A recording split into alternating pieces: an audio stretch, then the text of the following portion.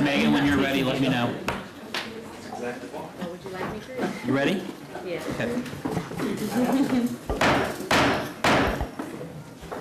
Call us back into session, having adjourned into an executive session for two 20-minute periods. We did receive counsel from our county counselor, Jim Crowell, who this year is serving as counsel for the JEDO board. Jim, can you briefly kind of touch on our executive session? Sure. So that the public understands what we've been talking about, we received a letter from Hartford, who is the bond company for Champion. On public projects, there are what's called performance and payment bonds that are required for contractors, and what that does is that protects the owner of the project so that if something happens during construction that is going to make it so that the contractor cannot complete the project, then we get to make a claim against that bond and get that contract complete, that contract and that project completed. We received notice in August 8th, that there was an investigation by Hartford and they wanted us to withhold payment to the contractor on the project. Since that time, I've been in negotiations with Hartford to try to find some way that we can keep this project on track without delay. We've done about everything we can at this point, and we're at a point where I've made a recommendation to this board that they authorize me to declare to issue a default under the contract and trigger our rights under the bond. And at that point, there will be a negotiation with the bond company for how we are going to get this contract completed. This is not an action to end the project. It is an action to find out exactly how we are going to continue forward and get it completed. And I'm sure that's the will of this board, and that's exactly what we will work toward. The board did receive information from Dean Farrell. Dean has been working with the project and overseeing.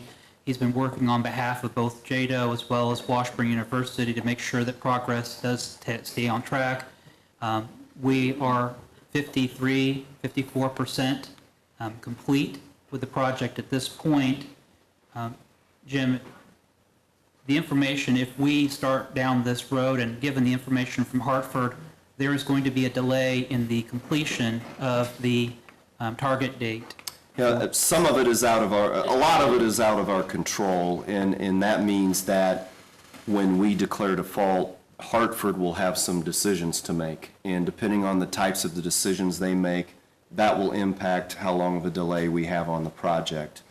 We've been voicing our position all along that how important this project is to this community, how tight the deadlines are on it, and how we want them to make every effort to make sure that this project gets completed as quickly as possible and that the decisions that they make are made as quickly as possible. And we'll continue to try to do everything we can to persuade them to make those decisions.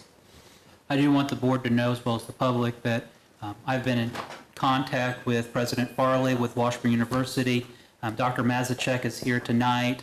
That the university is deeply committed to the East Topeka Learning Center, that any delay would not mean that there's a question of their desire to have an East Topeka Learning Center, that we are very committed to the community, the entire community, East Topeka Learning Center, to have the progress for our students. And I know that Dr. Mazachek, if there's anything I misstate, I know that Washburn University, Dean Coco, they're looking for, if there is any delay, what impact that will have on programs for the spring semester, as well as staffing, including making sure there's student space and where that may be. And so we are, again, very deeply committed to the community, and if I misspeak, I'm sure that either Dean Coco or Dr. Mazachek will jump up and rapidly stop me from saying anything further. So It is, at this time, then I would make a motion to authorize the county councilor to determine whether Champion is in default on its contract to renovate the East Topeka Learning Center, ETLC, and then declare default on the project if necessary. That is a motion made by Commissioner Cook. Is there a second to the motion? Second made by Deputy Mayor Jenson. Further discussion on the motion. Deputy Mayor Jenson. So it's unfortunate that we are in this situation, but I just want to reiterate the fact that we are not in this situation because of any mismanagement by either the city or the county governments. In fact, this was as much of a surprise to us as anyone else. I want to publicly thank Jim for your work in trying to rescue this project as much as needs to be rescued where we're at now, and your ability to get us out of this mess that we've been so elegantly placed in by other people. So I wish you good luck and Godspeed. This is a critical project for this area of our community, and with all haste, we need to get as much back on track as possible. Thank you. Thank you, sir. Before we take a vote, if Dr. Mazachek or Dean Coco or Lola Munoz as the East Topeka Council, if there is anything that you want to have us be aware of or know before we take any public vote.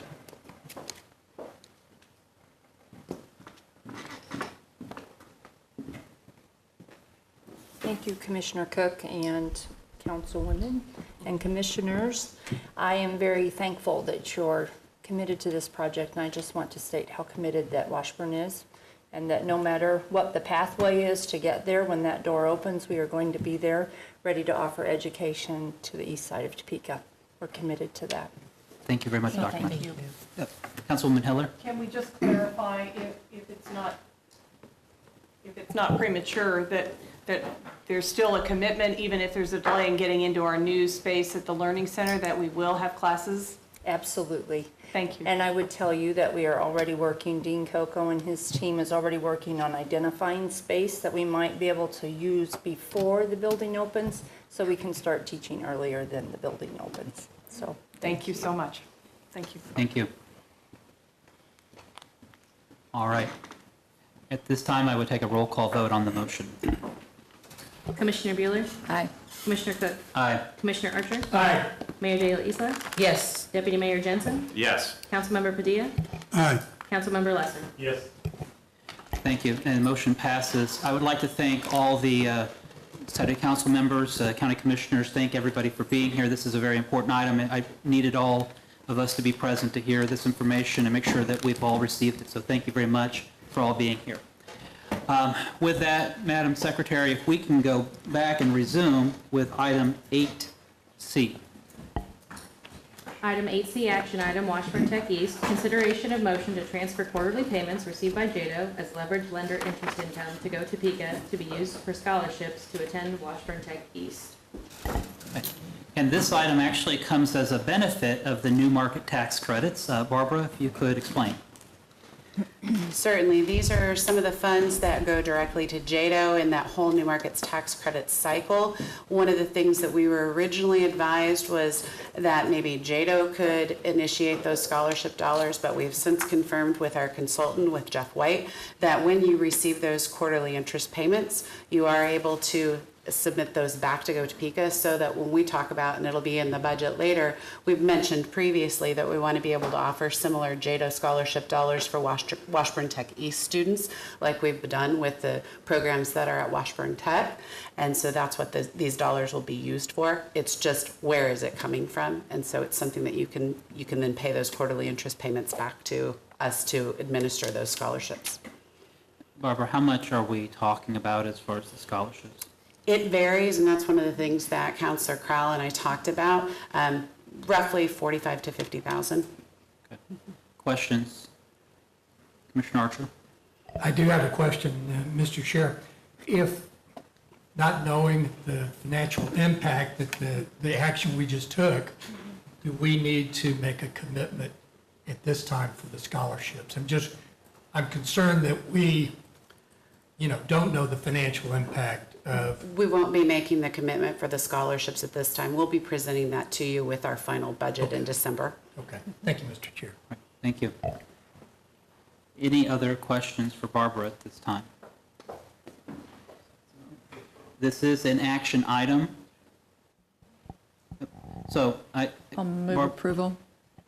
Barbara, there is a motion to approve by Commissioner Bueller. Is there a second on that? Second. Second by Commissioner Archer. Before we take a public vote, there is a public signed up to speak. So getting back to my notes, Lazone Grace.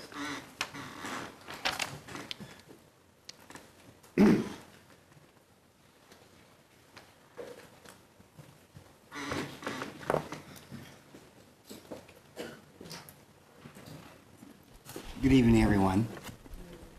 I'm not here to speak in dissent of that motion there.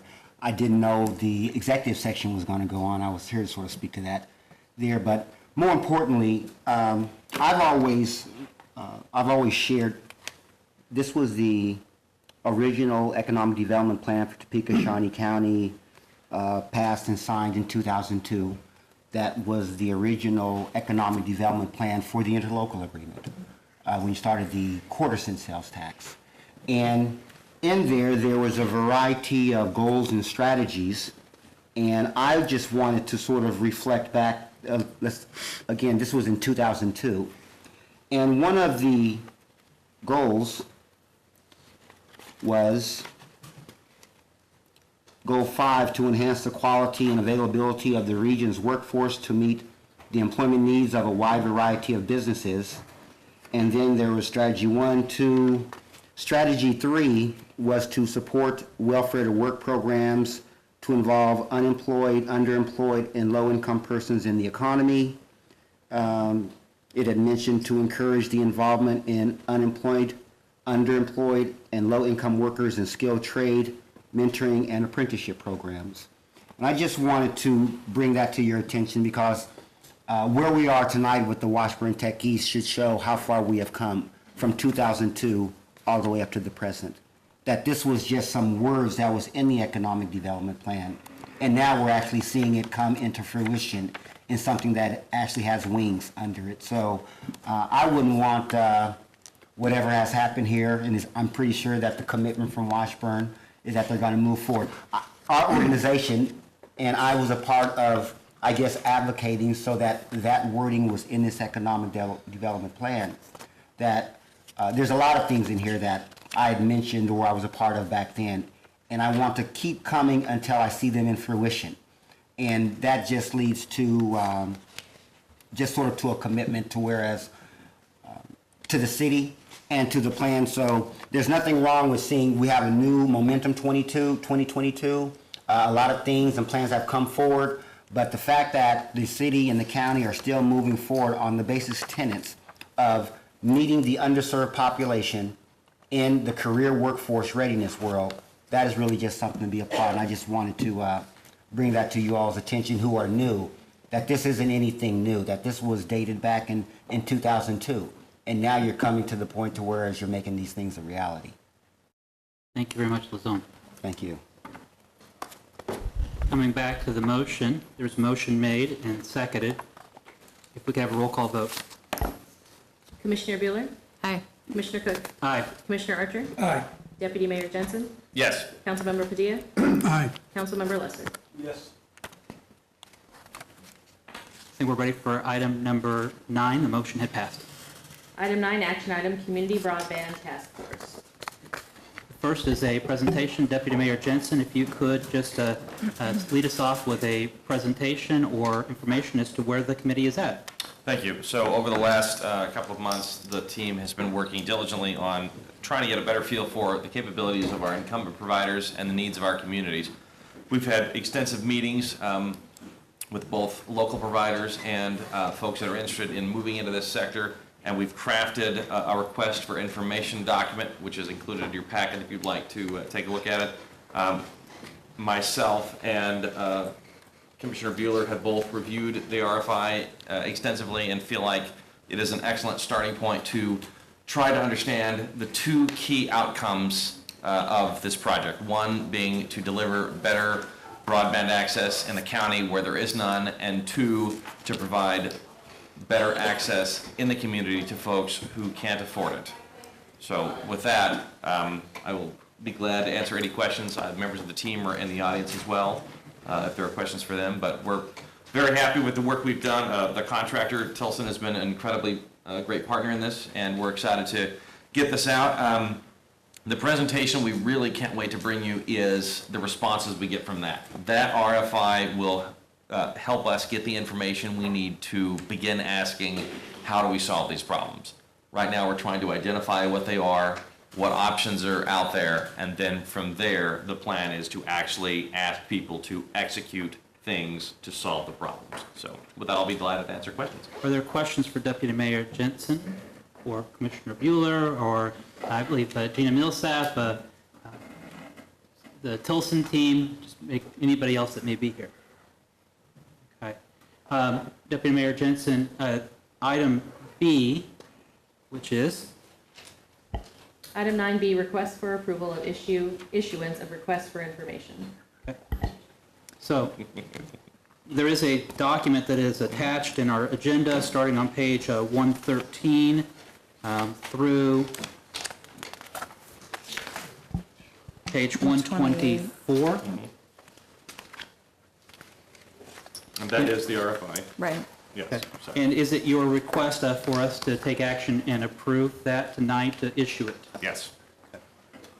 I will second that motion, if I might add, that, again, this is for a public-private partnership. And we have made the commitment for the dollars spent on Tilson, but JEDO still has control of any other dollars going forward as we consider the RFI, the proposals back, and then the RFP potentially. Then we still have a couple steps to go. Yes. And we've been very careful not to come up or specify any dollar amounts on anything at this point, because we're still trying to understand the depth of the problem and technology and possible solutions. So we won't actually get ready to discuss how much it's going to cost to do anything until we get the responses from the RFI and have had a chance to digest those.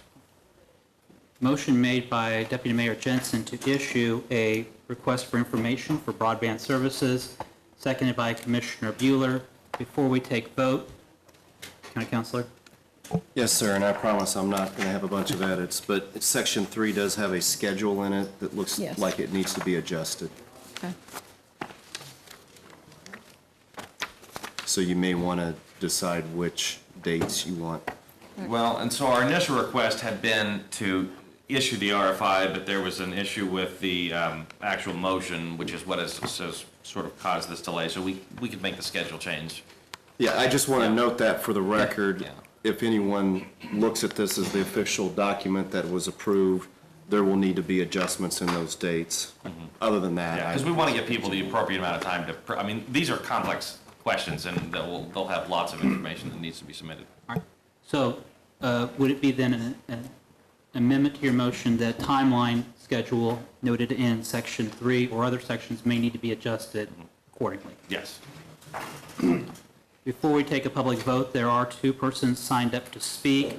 If we can have Carl Watson, owner of Ad Astra Fiber.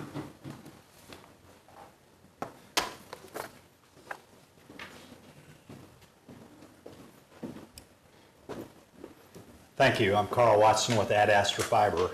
Thanks for listening. What an exciting night. This has been pretty interesting. So, in May, I spoke to you about, I want to kind of give you a boots on the ground. I'm an entrepreneur. I came to Topeka 2 years ago.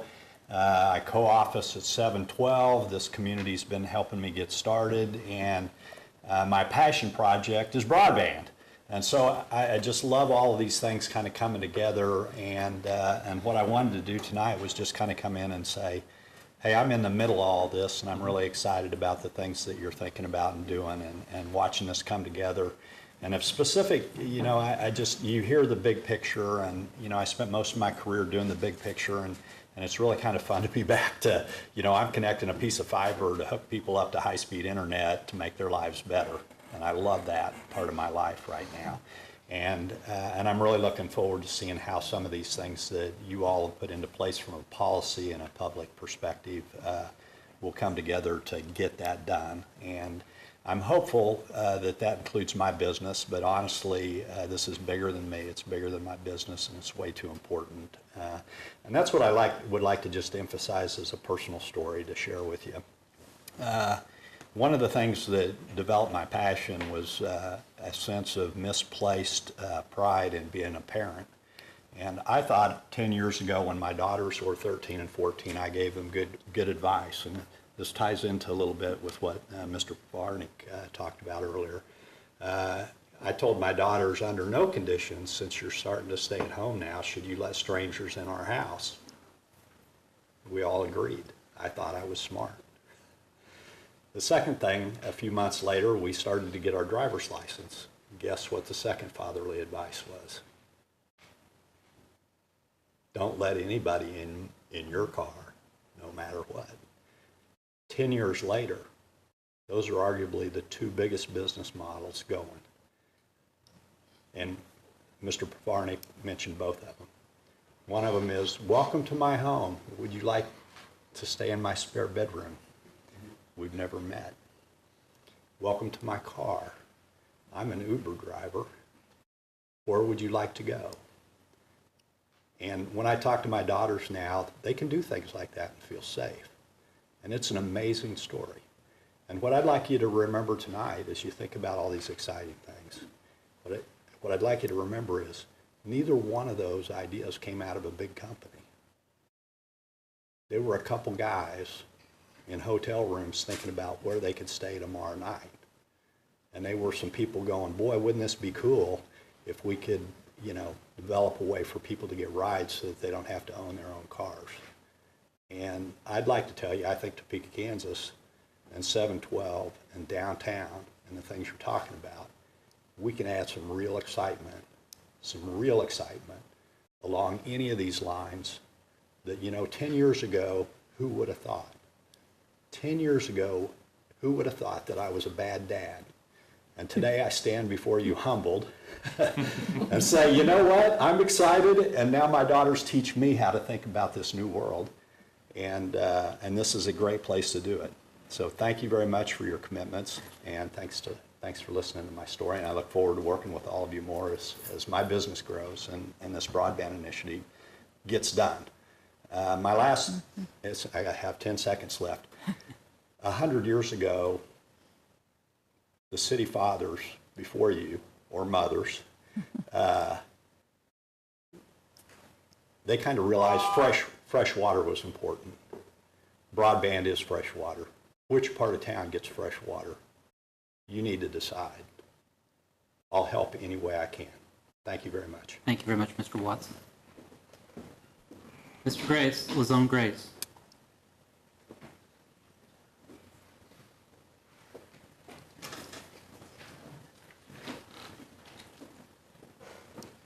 Thank you again, back again. I had shared some handouts with Megan, and I'm not sure if she was able to pass them out via email. Yes, we did receive them. Thank you. Just to sort of cover some of the things. And one of them was like a matrix chart that sort of looked like this.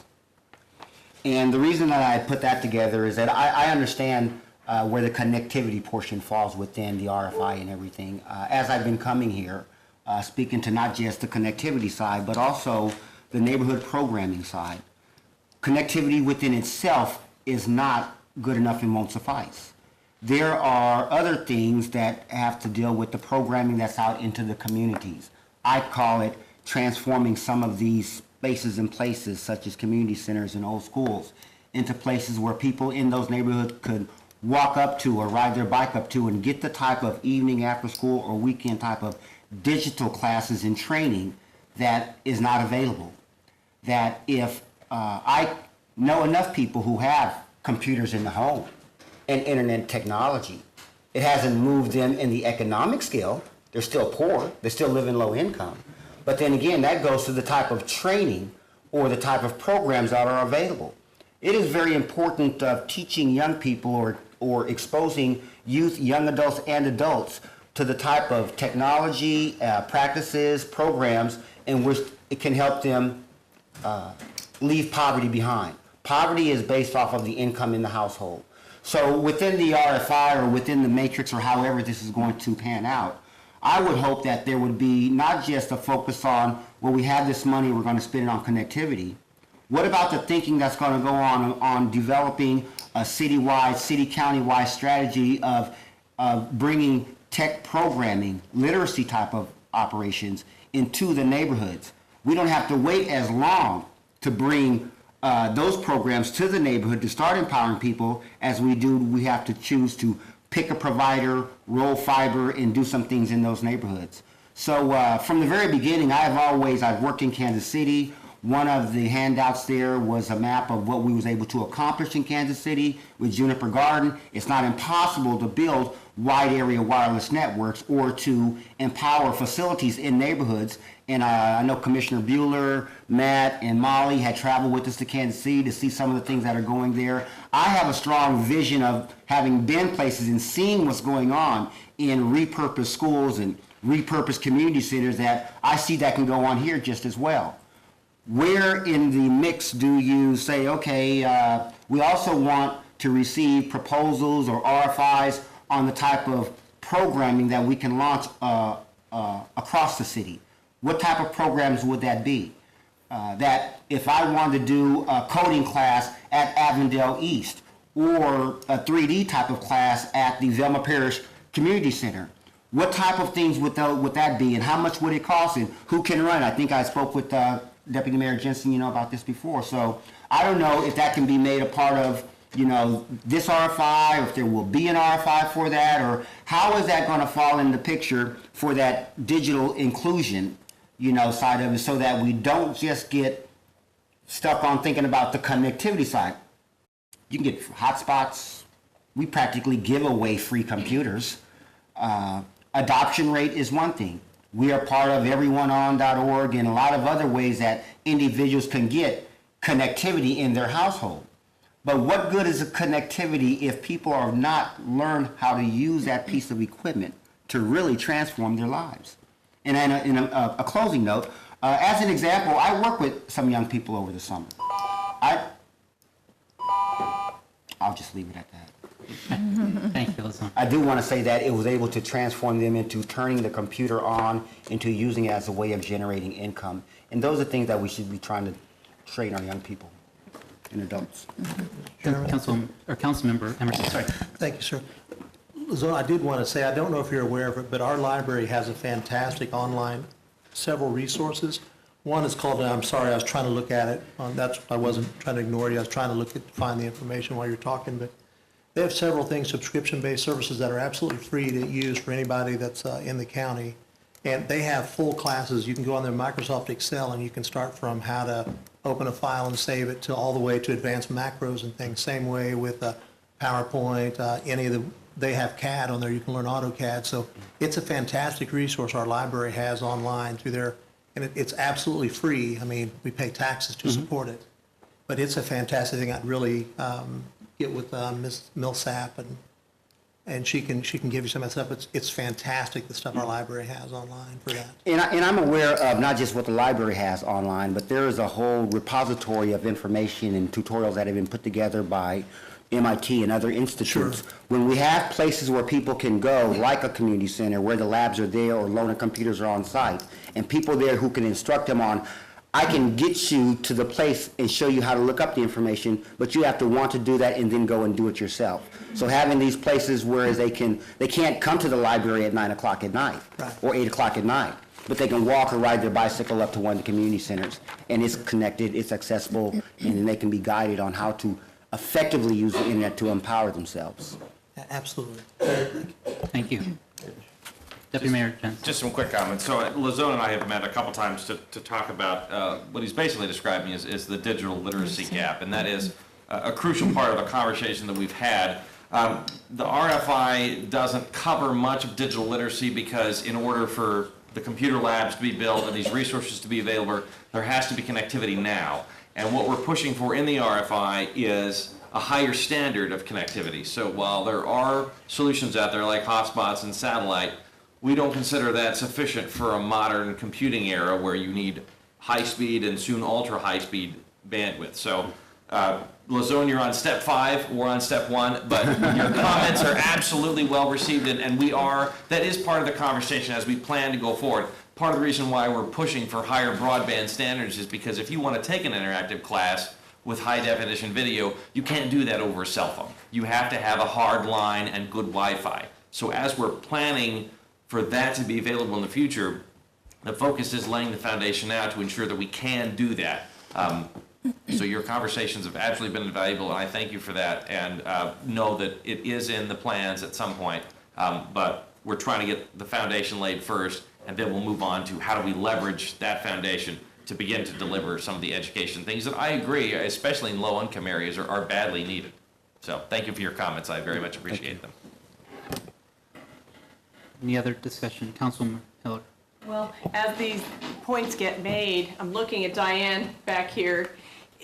We have all these different staffing as well as citizen work groups going, and I don't know that you have to come up, but is the literacy, the digital literacy part of Cradle to Career, or can it be?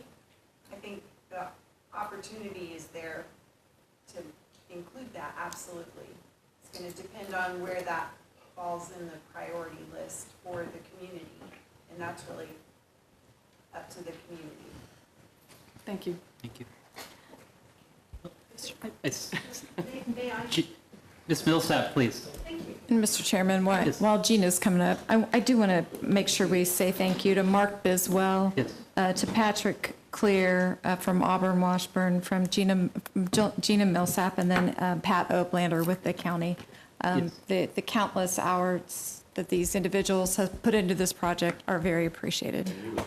Well, thank you. They've done the bulk of the work. I'm hoping that we will get the go-ahead to continue. So Yeah. this has been a labor of love.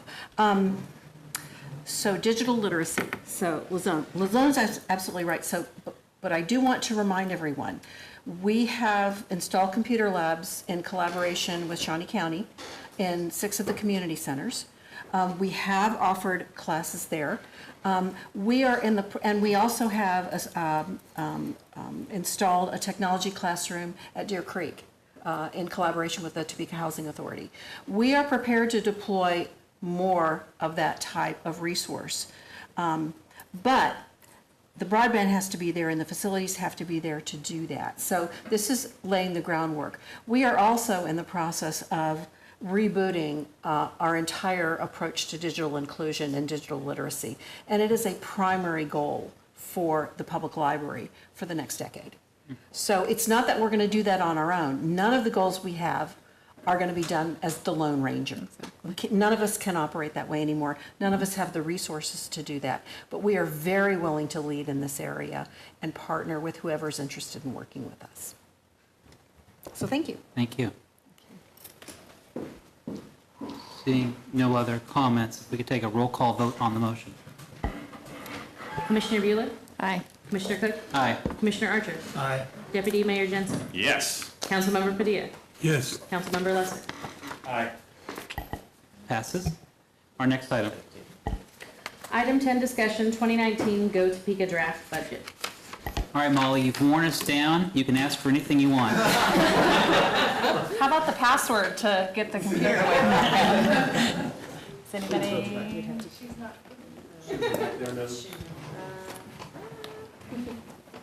I can start with my opening comments without the slides.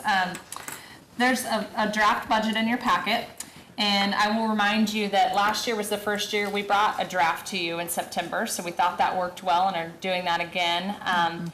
We want to open this up for an open dialogue between you all and the members of the Go Topeka staff for questions, concerns, suggestions. So I will walk through some of the components of the budget tonight, and I will not cover every little piece. So if you don't hear something mentioned, it's not because it's not in the budget. I'm just trying to stay kind of high level for tonight.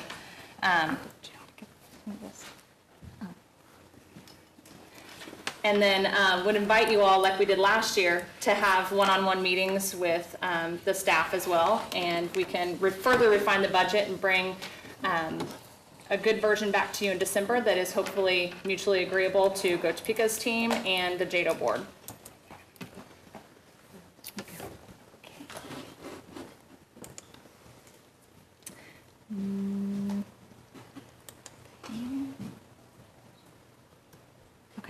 It's frozen for a minute there.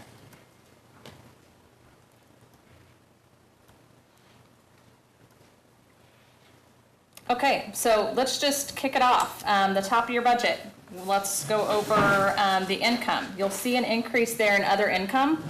That is due to income that we receive from the crops that we have at the land owned by JEDO and Go Topeka out in Conza and Central Crossing Commerce Park, and investment income as well as sponsorships for some events. That was not reflected in the budget last year, but if you do look at our actuals, you'll see why the actuals look better than budget, and that's because the budget did not reflect that income.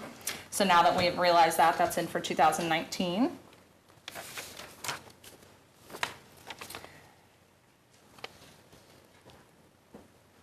Okay, moving on to departmentals. First is EMBD. So some of the concepts that Glenda and the EMBD Council have talked about for 2019 are an incubator in partnership with the Topeka Housing Authority, a commercial kitchen, and increased marketing of the resources that are available within that program. I think that, a lot of us that are close to these programs know about the resources, but I think we need to get the word out more, and so that was the thought of the council there. Some of these numbers look a little lower than years past, and I think that as we further refine the concepts and the ideas that we want to put into the budget for 2019, some of those things will change a little bit, but for the most part, we believe that we're pretty close to on target for these departmentals. New business attraction. So the main components of that budget continue to be advertising and awareness of the assets that we have for businesses looking to locate in the Topeka and Shawnee County area. In-person business development, so that some of that is cost to go and present to these site selectors and companies in person and get in front of them and talk to them about the things that are important to their businesses and the criteria for locating or relocating. Also, resources for lead generation. I touched on this earlier with data and some of the resources that we have within our staff with Freddie, and being able to look at the trends for businesses that are growing, and being able to go to those companies firsthand and more directly. Also, prospect hosting. We've done some in-community visits with area real estate brokers and site selectors in the past, and we continue to have that in the plan for the future to bring them to the community and talk about so they can see firsthand what it's like to do business in Topeka.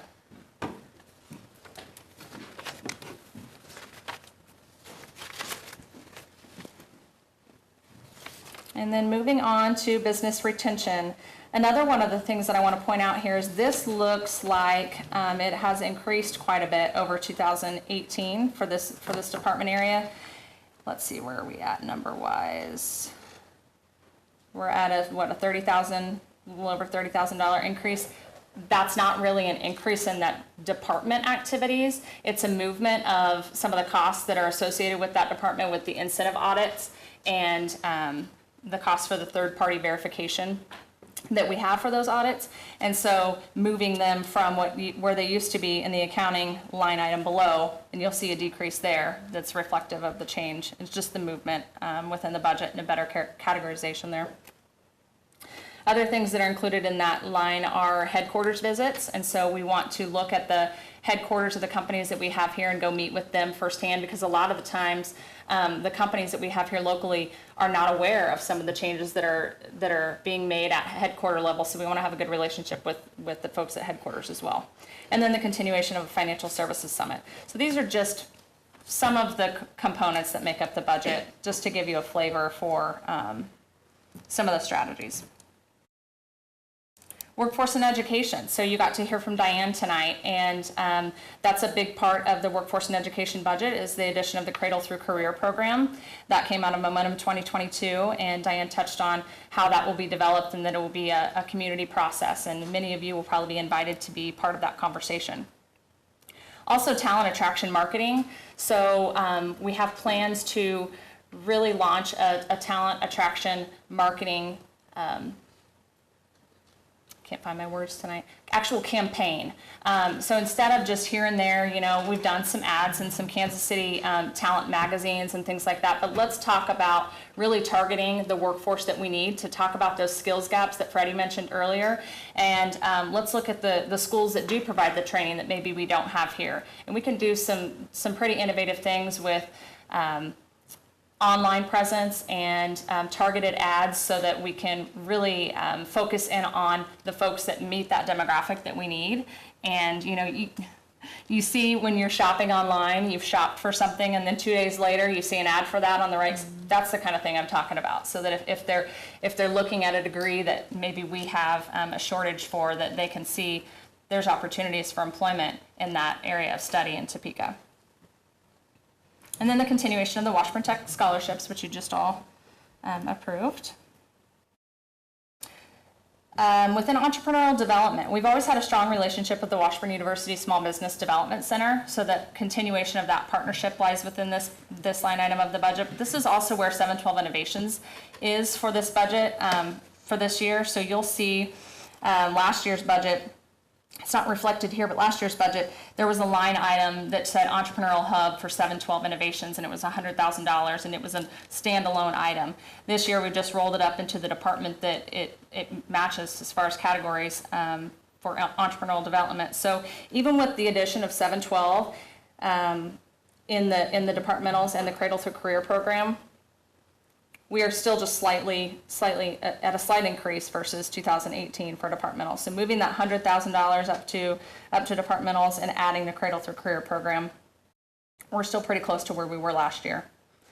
Let me make sure I don't have anything else before I am going to introduce, I don't believe you guys have met our Senior Vice President of Finance, Natalie Zeller. So she's here with us tonight to go over the middle section of this budget and talk about general and administrative costs. Good evening, Natalie. Good evening.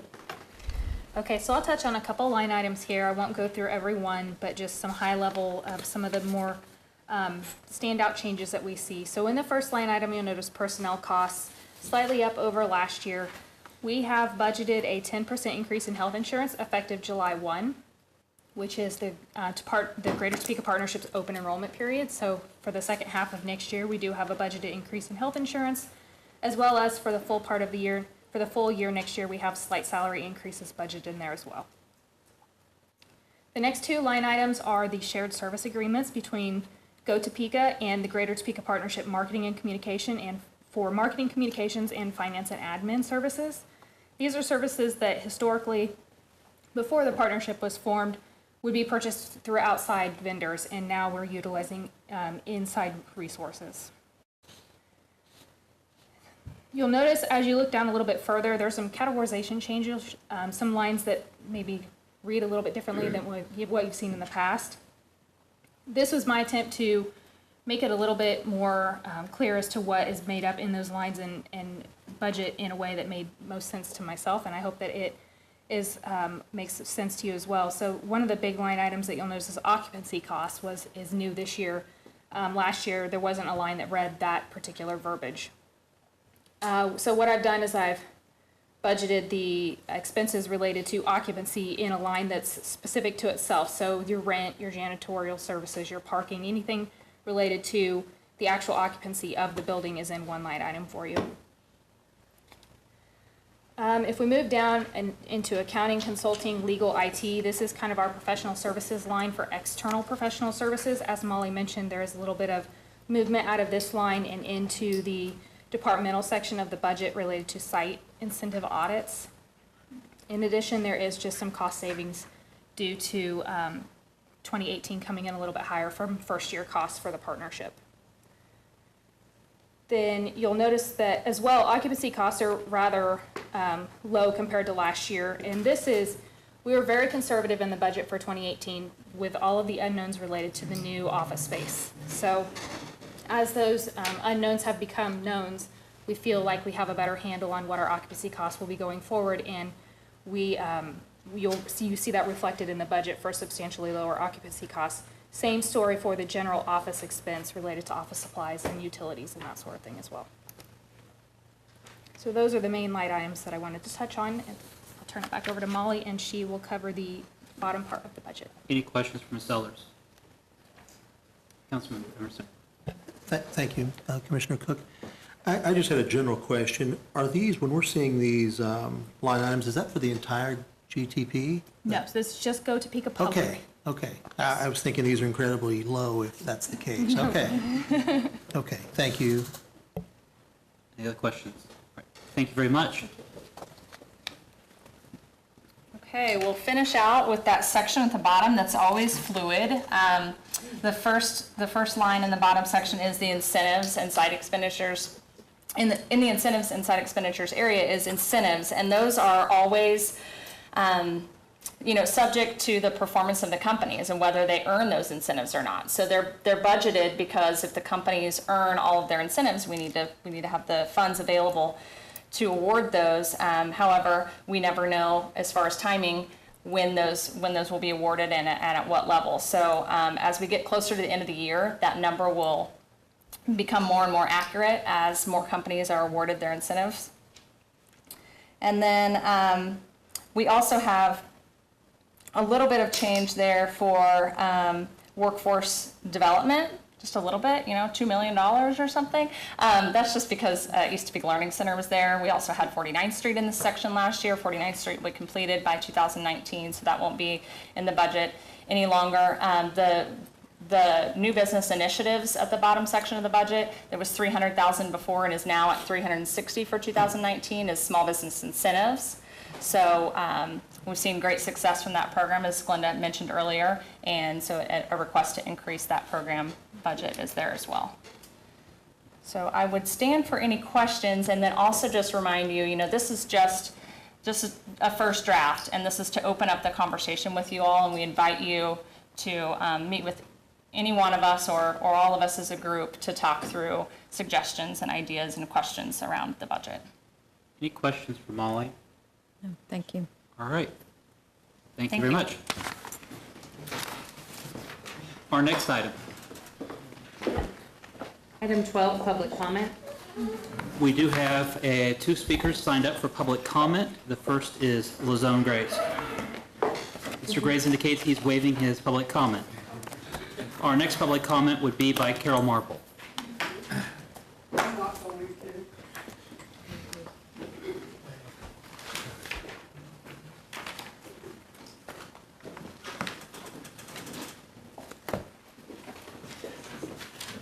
Thank you very much for allowing me to speak. I'd like to start with just an idle comment that perhaps now it's time that maybe you consider having more than quarterly meetings. I think it's very sad to see empty chairs up front because you are in charge of $5 million. Everybody looks tired. You've lost your audience for the most part. So it's just a comment. What I wanted to say is I'm standing up here as a taxpayer in the community. We pay a lot of property and sales tax. I have been a supporter of the East Topeka Learning Center, the 49th Street improvement. We have a lot of good things happening. But I want to remind you, people in the county and the small towns also pay these taxes. I don't hear too much, if anything, going on there. Another one that I would like to bring up, and I've harped about this repeatedly, is I think we continue to neglect taking care and being good stewards of the land we own. I think we have farm leases that need to be addressed. There is a building, and that building, really, I drive by it all the time, still on Southwest 77th Street. That land is not shovel-ready. I have attended numerous meetings where all I hear and heard was shovel-ready. But yet we still have that building there, and to my knowledge, and I will take correction, nothing has been done to address it.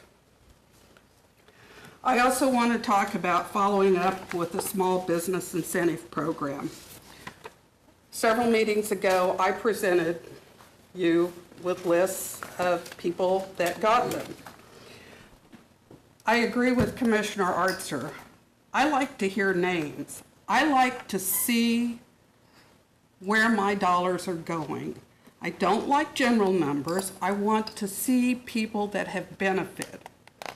So I'm going to share one with you that I just accidentally stumbled across. And he's not paying me for this, but that's John's sewing machine repair. That man, I believe, has probably doubled the space that his business is in. He's moved. He's now got a line. He's going to start selling sewing machines and notions. I want to hear things like that. The success of our community will be in the success of our small businesses. I think that we need to start our buy local program with the city and the county. Yes, there are times you cannot buy local, but those local people pay taxes. I would also like to see a fund created where if a small business is hurt by a street project that drags on for months, they can apply for assistance and receive help paying their rent. I don't think the goal of street projects is to put businesses out of business, but I also believe that we can all agree a lot of the street projects are not done in a timely manner. I would also like to share something with you that could be happening within our county. There is a very good chance that we will have wind turbines coming to Shawnee County. Ben and I have been approached. Can I have like 2 more minutes? Move to extend for 2 minutes. Motion to extend by 2 minutes from Second. Commissioner Archer, second by Deputy Mayor Jenson. All in favor, say aye. Aye. All opposed? Thank you. Granted. Ben and I, oops, okay. Darn, I didn't get to tell you. Ben and I have been approached, and I'm sure others in Shawnee County have also been approached, to lease the air rights over our land. We took a drive Saturday to Coffee County, specifically to Waverly, where there have been 100 wind turbines built. We learned a lot, but we also know very little. One farmer that we spoke to, and by the way, we just met him at the local gas station, has 4 on his property. We talked to him for over an hour. He took us out and showed us the wind turbines on his property. They have been a real plus for Coffee County. They start paying taxes immediately after they are built. They do not ask for property tax breaks. One of the very interesting facts that we learned is that it takes 550 yards of concrete for each tower that is built, plus all the other materials they use. The downside of this was it took them 4 years to obtain the permits to construct these towers. I believe that each and every one of you need to take a step back and look at the regulations that we are heaping upon the businesses and residents of this county. One place the county can start with is the comprehensive plan. Curtis Sneeden spoke about the effect this plan could have on economic development. It is not a law that we have to have. I'm almost done. Can I have another minute? Just finish your sentence, please. Okay. I'll just end it. Thank you. That would then end the public comment.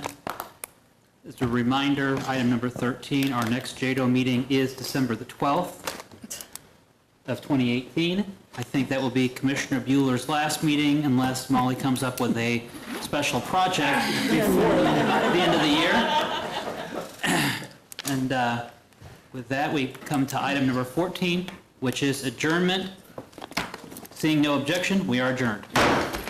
See my fellow commissioners in 10 and a half hours.